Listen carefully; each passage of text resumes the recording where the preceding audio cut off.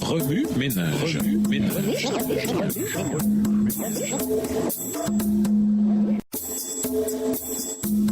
Remue ménage.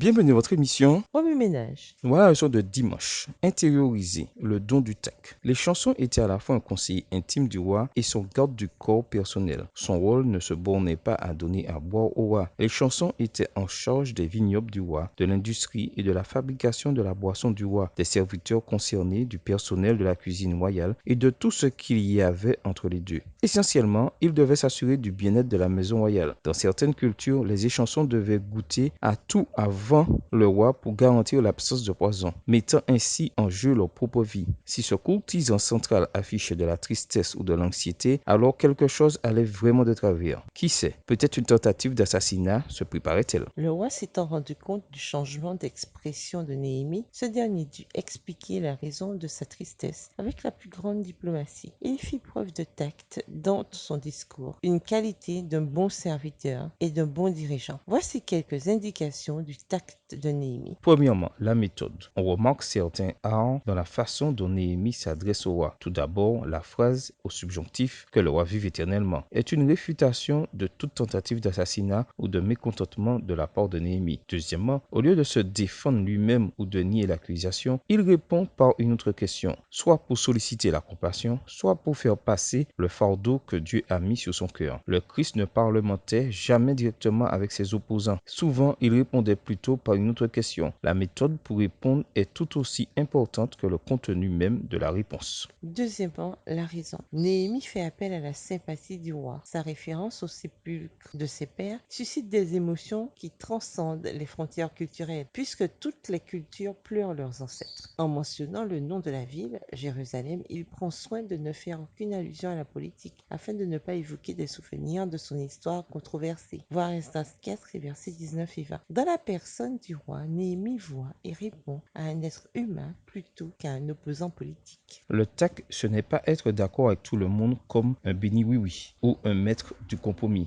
Ce n'est pas non plus mentir et tromper. Le tact se fonde plutôt sur la vérité et le caractère. C'est comprendre comment approcher les gens de la manière qui concrétisera vraisemblablement le plan d'action désiré. C'est utiliser le don du discernement pour voir ce qui est bien et mal, tout en exerçant les dons de la gentillesse, de la bonté, pour que ce qui est bien se fasse de façon humaine, aimante et pieuse. Remue-ménage. Revenez à votre texte écrit et étudiez le passage. Encerclez les mots ou expressions ou idées répétées. Soulignez les mots ou expressions qui sont importants et qui signifient quelque chose pour vous. Reliez par une flèche les mots et expressions aux autres mots et expressions associés ou connexes. Mémorisez votre verset préféré, écrivez-le plusieurs fois pour en faciliter la mémorisation. Comment d'après vous a été la vie de Néhémie durant les 4 ou 5 mois qui ont passé entre le moment où il a reçu les nouvelles de Jérusalem jusqu'à sa conversation avec le roi? Dans quels aspects de votre vie devez-vous faire preuve de davantage de tact? Comment cultivez-vous une communication pleine de tact sans être pour autant manipulateur? Vos interactions avec les membres de votre famille sont-elles enrobées de tact? Au revoir. Et à demain si Dieu veut. Remue ménage. Remue